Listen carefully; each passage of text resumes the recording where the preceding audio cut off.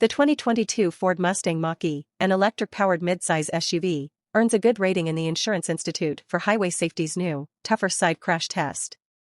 The updated test is similar to the original evaluation but uses a heavier barrier, traveling at a higher speed to simulate the striking vehicle.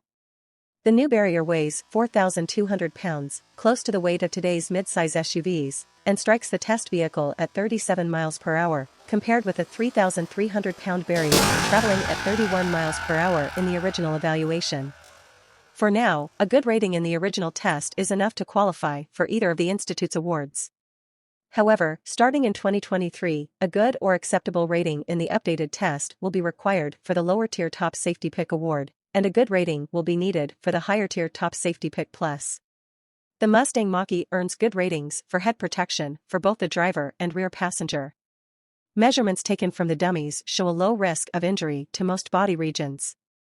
Only the driver's torso registered a somewhat elevated risk of injury. For structural performance, the SUV was downgraded from good to acceptable because the left rear door partially opened during the crash.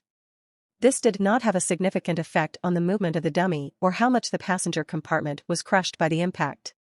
However, a door that opens in a crash could allow an occupant, especially an unbelted one, to be partially or completely ejected.